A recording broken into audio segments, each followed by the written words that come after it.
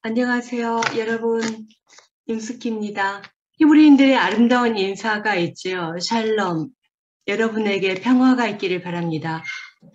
히브리 사람들은 성경을 공부하는 것을 무화과 열매를 따먹는 것에 비유합니다. 가까이 다가갈 때마다 달콤한 열매를 얻을 수 있기 때문이죠. 저는 한 학기 동안 여러분이 시편을 읽을 때마다 여러분 삶과 영성에 필요한 열매를 얻을 수 있기를 기원합니다. 시작 기도로 시편 1편을 읽고 시작하겠습니다. 시편 1편은 시편의 인문에 해당합니다. 어떤 책을 쓸 때 모든 책의 내용을 다 정리한 다음에 제일 필요한 내용, 그 책의 내용 전부를 요약할 수 있는 내용을 인문에 소개합니다. 시편 1편도 마찬가지입니다. 시편의 목적은 이 책을 읽는 사람들이 하느님의 뜻에 따라 살면서 행복하게 살기를 바랍니다. 이 행복을 찾으려고 할 때 내가 어떤 선택을 할 것인가? 악인이 가는 길을 선택할 것인가? 아니면 의인이 가는 길을 선택할 것인가? 이 선택을 잘 하도록 시편의 모든 내용들은 우리를 도와줍니다. 네, 시편 1편으로 시작하겠습니다. 성부와 성자 성령의 이름으로 아멘. 행복하여라. 악인들의 뜻에 따라 걷지 않고 죄인들의 길에 들지 않으며 오만한 자들의 자리에 앉지 않는 사람. 오히려 주님의 가르침을 좋아하고 그분의 가르침을 밤낮으로 되새기는 사람. 그는 시냇가에 심겨 제때 열매를 내며 잎이 시들지 않은 나무와 같아. 하는 일마다 잘 되리라. 악인들은 그렇지 않으니 바람에 흩어지는 겨와 같아라. 그러므로 악인들이 심판 때에 죄인들이 의인들의 모임에 감히 서지 못하리라. 악인들의 길은 주님께서 알고 계시고 악인들의 길은 멸망에 이르기 때문일세. 성부와 성자와 성령의 이름으로 아멘. 네, 여러분 책상에 시편 책을 준비하고 계십니까? 오늘은 인문입니다. 처음부터 무거운 내용을 시작하면 여러분이 지칠 수가 있기 때문에 우리가 공부하려고 하는 시편이 도대체 어떤 책인가? 그리고 우리는 15주 동안 어떤 내용을 통해서 이 시편 이해할 것인가? 지도와 같습니다. 먼저 참고도서를 소개합니다. 이 참고도서를 여러분이 다 읽지 않으셔도 되는데 제가 이 강의를 준비하면서 어떤 책들을 참조했는가, 어떤 학자의 영향을 받아서 이런 내용들을 말하는가, 그 출처를 여러분에게 소개하기 위해서입니다. 지금은 읽지 않으시더라도 여러분 인생에 필요한 때, 이 시편이 그리워질 때 여러분이 참조할 수 있도록 매 시간마다 제가 참조한 책들을 전부는 아니고 한국어로 번역된 책들과 도움이 되는 책들만 몇 권 소개하겠습니다. 먼저 우리 강의에서 기본으로 제가 선택한 책은 길, 진리, 생명, 해설 성경 바로 이 책입니다. 이 책 안에 지혜문학사에 속한 성서들이 몇 권이 들어있는데 시편이 있습니다. 시편 해설은 아주 유명한 그 이태리 성서학자 라바시 주형님이 쓰신 주석인데 아주 두꺼운 주석은 아니기 때문에 모든 내용은 포괄하지는 않지만 그래도 우리가 시편을 1편부터 150편까지 연속적으로 읽으려고 할 때 기본적인 구조와 주제 그리고 메시지는 파악할 수 있습니다. 참조하시기 바라고요. 그 다음에 두 번째 책은 윌터 브루그만의 시편적 인간이라는 책입니다. 주는 마음의 비밀을 아시나이다. 이 브루그만의 책은 우리나라에도 여러 권이 번역되어 있는데 아주 훌륭한 그 성서학자입니다. 성서 말씀이 삶과 연결되어야 한다는 것을 그의 신학의 기본으로 삼고 있죠. 그리고 세 번째 책은 이 책입니다. 클라우스 베스터만 유명한 성사학자죠. 이분이 쓰신 시편 해설 구조 주제 메시지입니다. 조금 오래된 책이에요. 브루그만 책은 2017년에 나왔지만 이 책은 1996년에 출판되었습니다. 그렇지만 이 베스터만 이 훌륭한 성사학자가 시편에 대해서 말하고 싶었던 것들을 간략하게 잘 정리했습니다. 시편 해설에서 이 저자가 중심에 두고 있는 것은 첫 번째로 구조입니다. 그리고 주제, 메시지. 시편은 시이고 기도이지만 문학이기 때문에 우리가 첫 번째로 알아야 될 것은 구조라는 것, 그리고 주제, 그리고 그 주제가 오늘날 우리 삶과 어떤 관계가 있는가, 그 메시지에 대해 탐구하고 있습니다. 시편 전부를 해설한 것은 아니지만 기본적인 유형에 따라서 해석한 아주 중요한 책입니다. 네, 저희가 시편을 시작하는데 먼저 여러분에게 질문을 하고 싶습니다. 여러분은 시편을 읽을 때 특별히 어떤 체험을 하신 적이 있습니까? 또는 시편 150편 중에서 이건 정말 나의 시편이야 라고 말할 수 있는 그런 시편이 있습니까? 저는 있습니다. 시편 103편인데 내 영혼아 주님을 찬미하여라. 내 안의 모든 것들아 그분의 거룩하신 이름을 찬미하여라. 내 영혼아 주님을 찬미하여라. 그분께서 해주신 일 하나도 잊지 마라. 103편 1절 2절인데 제가 공부할 때 정말 속 깊이 와 닿았던 시편입니다. 이 시편을 처음 알게 된 것은 성가를 통해서였습니다. 내 영혼아 주님을 찬미하라. 그 시편 성가를 저녁 기도를 마치고 같이 불렀는데 제가 그 힘든 시절을 견뎌낼 수 있었던 것은 아마 이 시편 103편 때문인 것 같습니다. 이 시편 저자는 하느님을 찬미하라고 초대합니다. 저에게 하느님을 찬미하라고 초대하죠. 내 영혼아. 이 시인이 자기 영혼에게 주님을 찬미하라고 초대합니다. 이 시인만이 아니라 이 시편을 읽는 우리도 하느님의 은혜를 잊지 말고 찬미하라는 부르심을 받습니다. 제가 이 강의를 준비하면서 다른 여러 가지 할 일들이 많았습니다. 그렇지만 이 시편 앞에 서게 될 때 여러 가지 삶의 상황들, 많은 경우에 여러 가지로 갈라져 있는데 그 삶을 통합하라는 부르심을 느낍니다. 그 모든 것에도 불구하고 내 영혼아 주님을 찬미하라. 그분께서 해주신 일 하나도 잊지 말라. 하나도 잊지 말라. 그리고 103편 3절 4절에서 모든 잘못을 용서하시고 모든 아픔을 낫게 하시는 분, 자애와 자비로 관을 씌워주시는 분이라고 하느님이 어떤 분이신지 고백합니다. 이 모순과 갈등으로 둘러싸인 인생 한가운데서도 우리가 하느님을 찬미할 수 있다는 것, 또 우리가 인생의 상처에서 인생의 갈등 안에서 얻은 상처들을 하느님이 소생시킬 수 있다는 것도 이 시편은 우리에게 가르칩니다. 읽는 과정 안에 우리가 하느님 앞에서 마음이 정화되는 것이죠. 103편 11절 12절은 또 이렇게 노래합니다.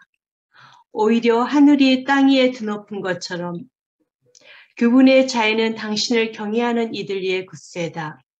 해 뜨는 데가 해준 데서 먼 것처럼 우리의 허물들을 우리에게서 멀리 하신다.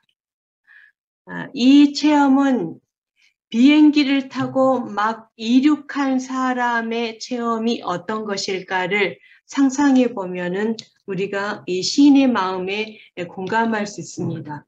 이 땅에 있다가 공중 높은 곳 하늘로 올라갔을 때 땅이 보이고 땅이 저 아래 보이는 것이죠. 그리고 새로운 세상이 펼쳐집니다. 내가 중요하다고 생각했던 것, 그것만이 아니라 우주가 보이고 산나만상이 보이죠. 그것을 다스리는 하느님이 바로 나에게 찬미하라고 초대하는 하느님이란 것을 깨닫게 됩니다. 14절에서 시인은 계속 이야기합니다. 우리의 됨됨이를 아시고 우리가 티끌임을 기억하시기 때문이다. 그러나 주님의 자애는 영혼에서 영혼까지 당신을 경외하는 이들 이에 머무르고 그분의 의로움은 대대에 이르리라. 우리가 지금 코로나 시대를 통과하고 있는데 코로나 시대에 인간이 얼마나 티끌 같은 존재인가. 인간의 나약함을 체험하지만 다른 한편으로는 이처럼 유한한 인간에게 쏟는 하느님의 사랑과 자애가 얼마나 큰 것인가. 이런 코로나 상황 안에서도 하느님을 향한 찬미를 잊지 말라고 초대합니다.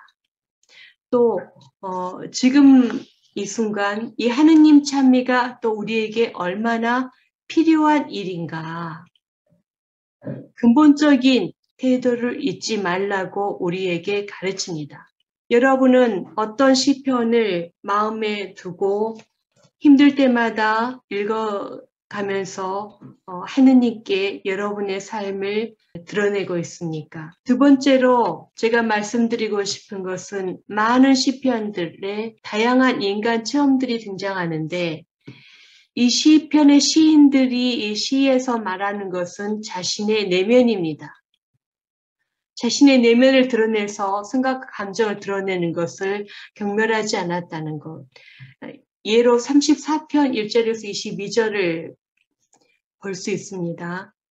나 언제나 주님을 찬미하리라. 내 입에 늘 그분에 대한 찬양이 있으리라. 내 영혼이 주님을 자랑하리니 가난한 이들은 듣고서 기뻐하여라. 34편 1절에서 11절은 이 하느님 사랑을 체험한 시인이 자신이 받은 은혜에 대해서 도저히 침묵할 수 없기 때문에 찬미가 입에서 터져 나오는 장면을 보여줍니다. 그래서 이 시인은 자신의 처음의 바탕을 두고 자신이 아이들이라고 부르는 제자들에게 행복의 길은 어디 있는가? 하느님을 경외하는 가운데 있다고. 그것이 행복의 길이므로 그걸 찾으라고 초대합니다. 저는 특히 이 시편을 공부할 때 강조하고 싶은 것은 우리 안에 있는 그 내면의 여러 가지 체험들이 시편 안에 고스란히 들어있다는 것입니다. 단지 어떤 기도서, 어떤 공부하는 책, 이스라엘 역사와 관련된 책, 이스라엘 전통과 그리스도의 전통과 관련된 기도서라기보다 근본적으로 우리에게 중요한 건 또는 우리가 시편을 공부하는 이유는 주님이 우리 마음의 비밀을 아시나이다. 이 말로 요약할 수 있습니다. 윌터 브루그만이 쓴 책의 제목이 바로 이것입니다. 얼굴이 보이죠? 예. 저는 어떤 책을 읽을 때 이 책을 쓴 사람의 얼굴이 어떻게 생겼을까 궁금합니다. 그래서 책을 읽을 때 저자의 얼굴을 먼저 찾아보죠. 브루그만, 제가 예상한 대로의 모습입니다.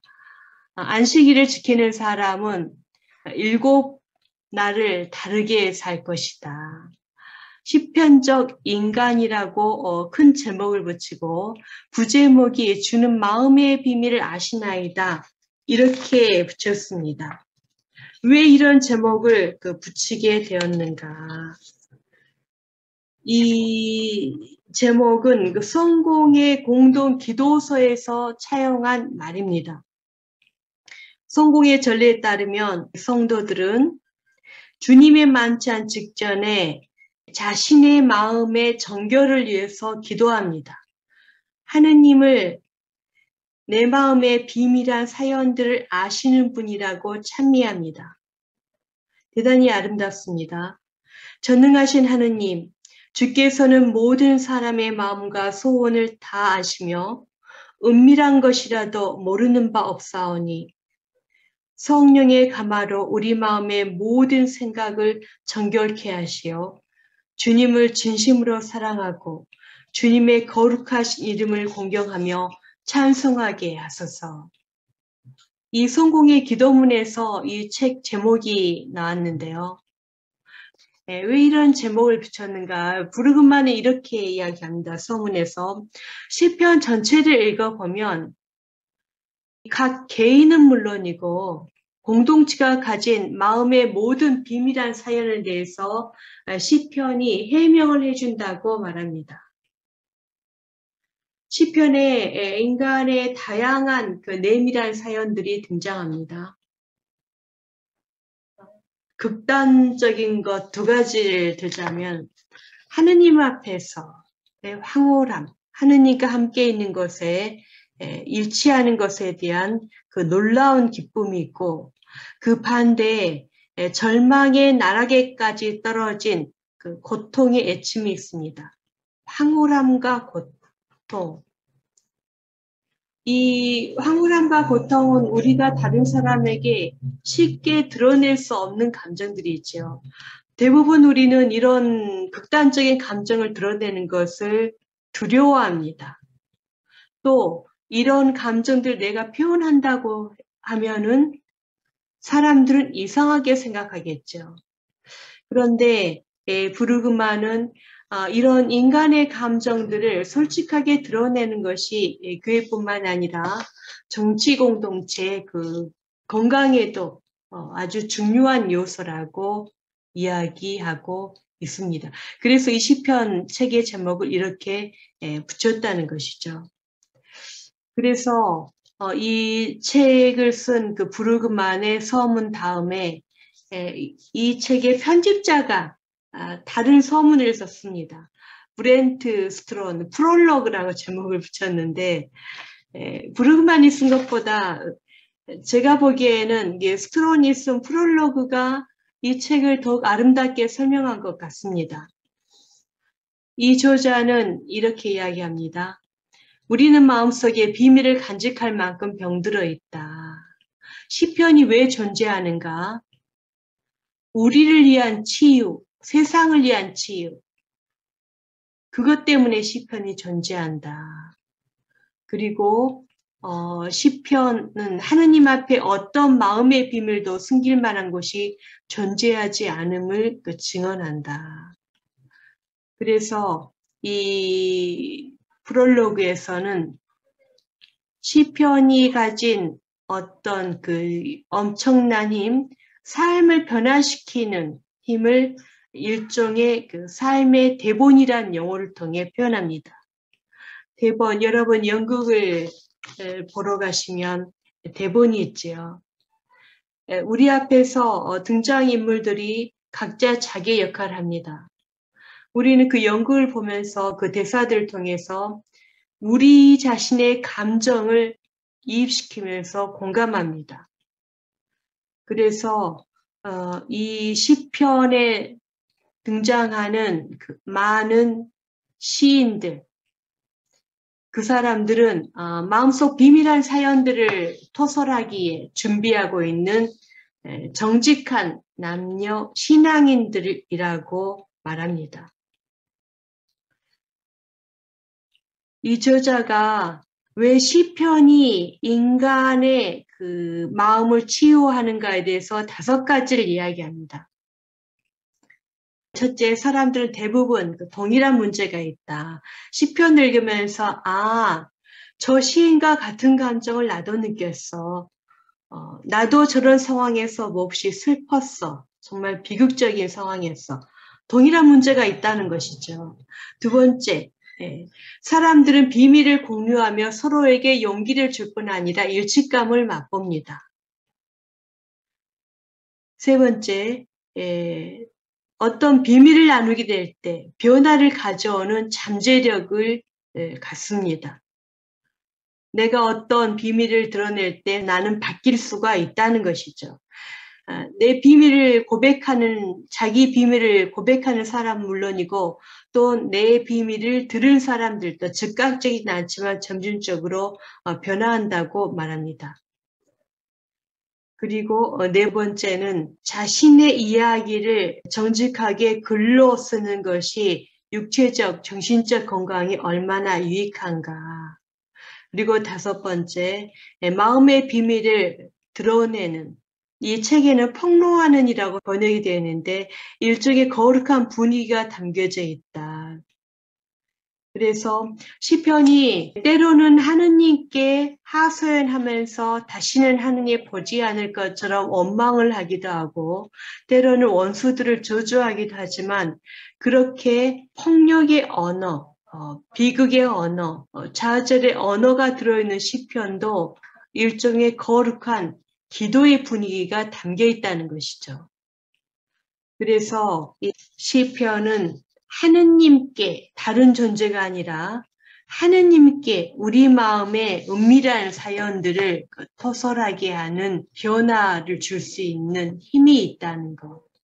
하느님께서 우리의 모든 사연과 상황들을 알고 계시고 거기에 걸맞게 우리를 치유할 수 있는 분이라는 것을 시편에서 우리가 배울 수 있습니다.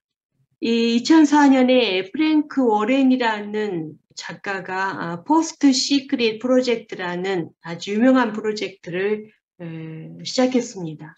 어떤 프로젝트인가 하면은 자신의 주소를 적어주고 내 마음속에 가만 간직하고 있는 그 비밀들을 적어서 보내라는 것이죠.